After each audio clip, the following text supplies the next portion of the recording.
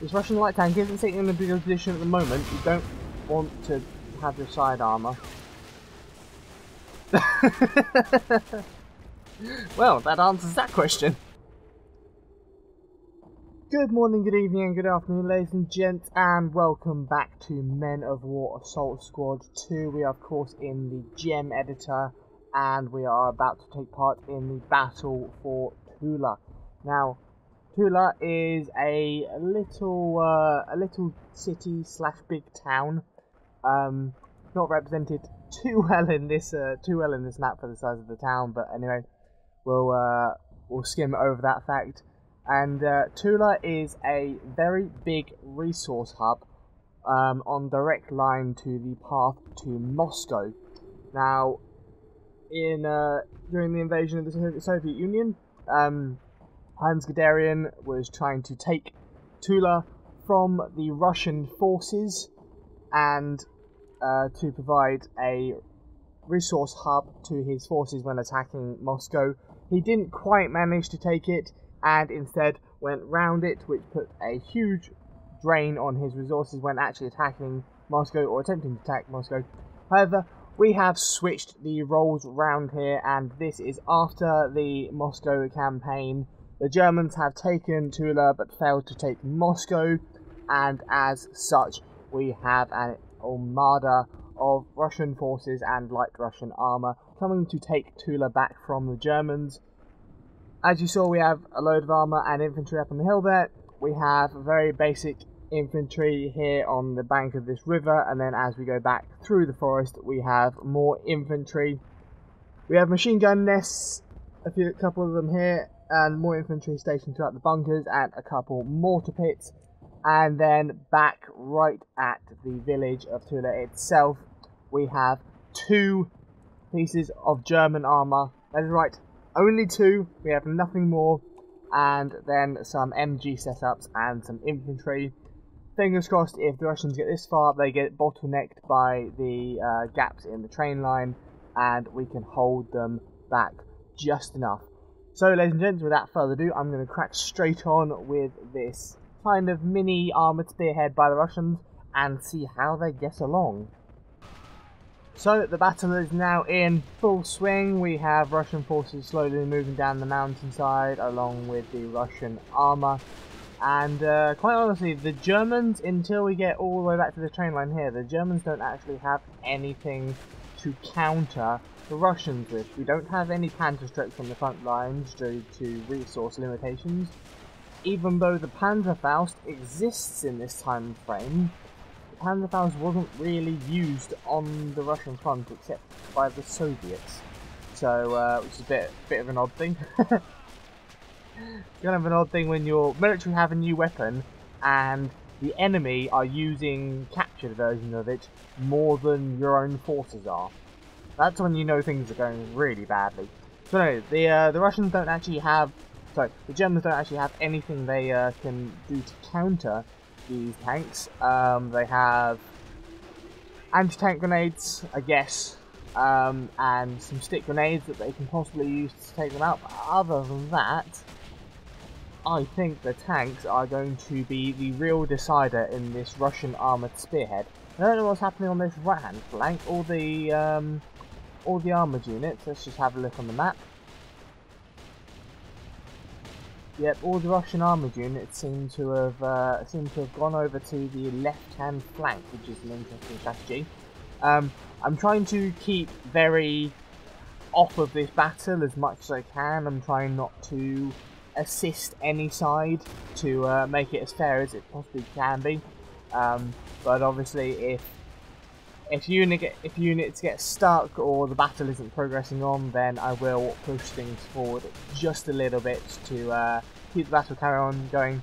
But we have various lines of attack and defense for various lines of defense for the Russians to try and push through. So fingers crossed it will go off without too much of a hitch. This is a hell of a picture. I could probably use this as a thumbnail. Or even better from the other side, Russian armoured spearhead. It's absolutely beautiful.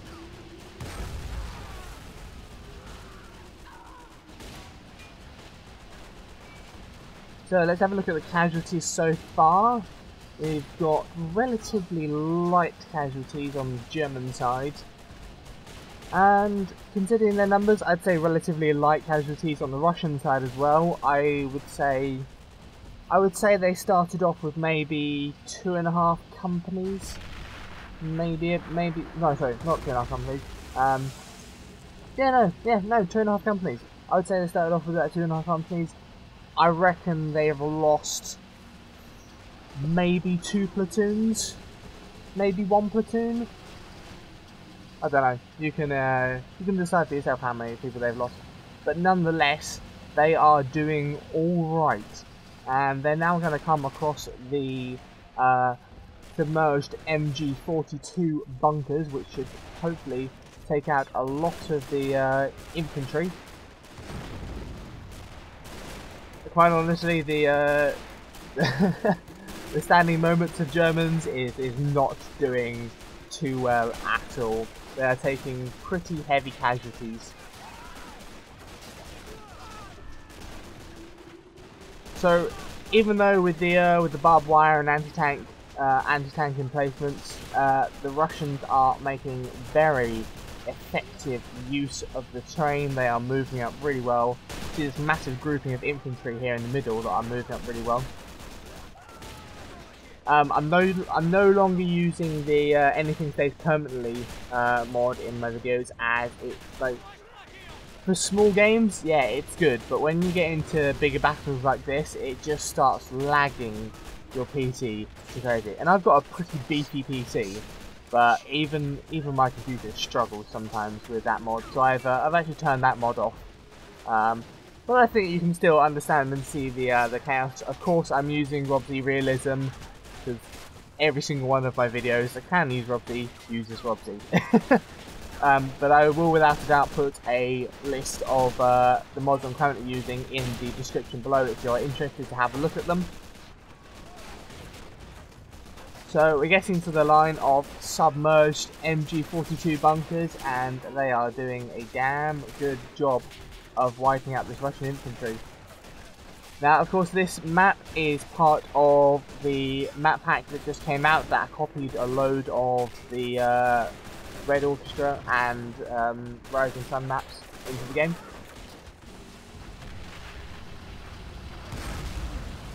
Huh. Okay, this is a scenario I wasn't expecting. The tanks have actually gone around the back of the units. Okay. And it seems like the infantry isn't quite getting triggered enough to move all the way up.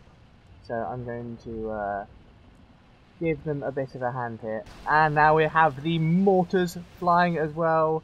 Hopefully the infantry is slowly going to start getting dragged back again. Yep, one by one they're coming back, slowly but surely. And I think we're going to have quite a hell of a battle for this. We have 3 armoured MG42 positions, we have 3 mortar emplacements, and various levels of infantry defence. We don't actually have anything on the railway itself. Did that machine gun survived? Wow. Well, they are certainly doing their job well. They're certainly devoted and patriotic. Oh! That was a nice high explosive round that just went in there from one of the tanks.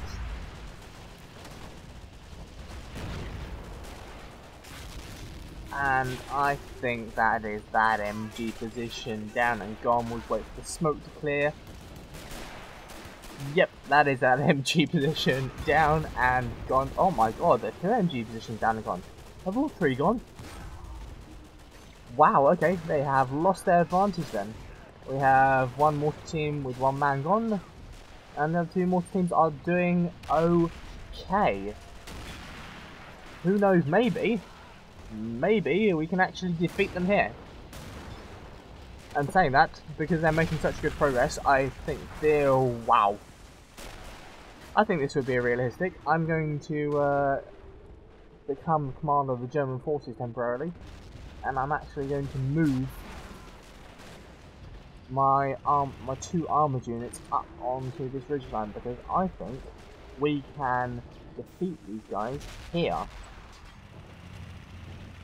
Problem now is, if we actually lose these armoured units, we are absolutely buggered.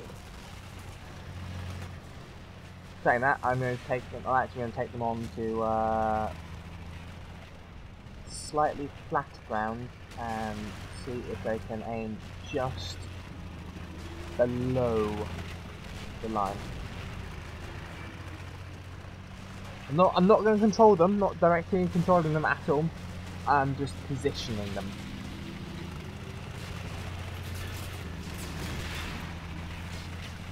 Now, the question is, can that barrel go low enough? No, it cannot. Oh dear, okay, maybe this was a bad idea.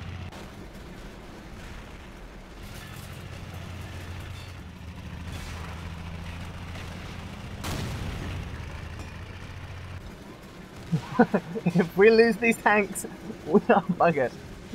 Completely and utterly buggered. What is happening to the infantry? Is it just not moving up, or are they all still back here? Let's have a look on the map, shall we? No, they're actually doing alright. We have 2 tanks. Are these disabled? That's disabled. And... nope, they're still running. Ah. And if they I wonder if they have, because of the way Robz realism works, I wonder if they have engine damage from something.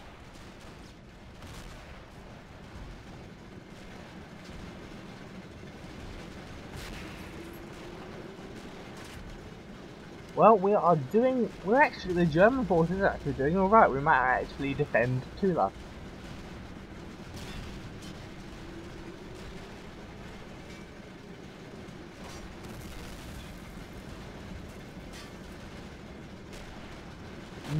I'm not quite tempted enough to move this Panzer down here quite yet.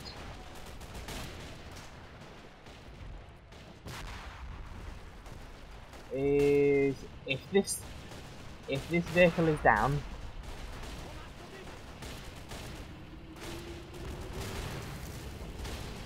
no, this vehicle isn't down. It's just not moving. Okay, so we'll bring this vehicle up from the Russian side, and if that gets destroyed, well, I think that's it for the Russians. I think the Germans have actually defended Tula with a very small force against quite a large force.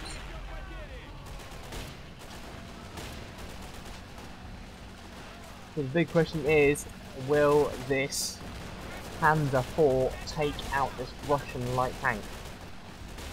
This Russian light tank isn't sitting in a big position at the moment. You don't want to have your side armour. Well, that answers that question. So, ladies and gents, that is the battle for Tula. I can guarantee, because we still have these infantry positions, we still have this tank, and we still have a couple of MG42s here, and very little places for the infantry to cross this train line that is not in sight of those MG42s. We also still have a mortar team up, and a tank. I think the Russians have lost. Let's see how many of them left. Oh, yeah, no, they've lost. That is, this middle section was, wow, actually no, this, getting up here, it was those bunkered MG42s that really killed it. Really killed the Russian advance. But anyway, ladies and gents, I hope you have enjoyed this battle for Tula. It wasn't too hard to set up, but I absolutely love these Red Orchestra maps. I absolutely love playing Red Orchestra 2, and I love the Red Orchestra 2 maps that have been brought out for the game. So I will without a doubt be doing further games and battles on those maps. Without further ado, thank you very much for watching. As always, good morning, good evening, good afternoon, and good night. And wherever you are in the universe, stay awesome, and I'll see you in the next video.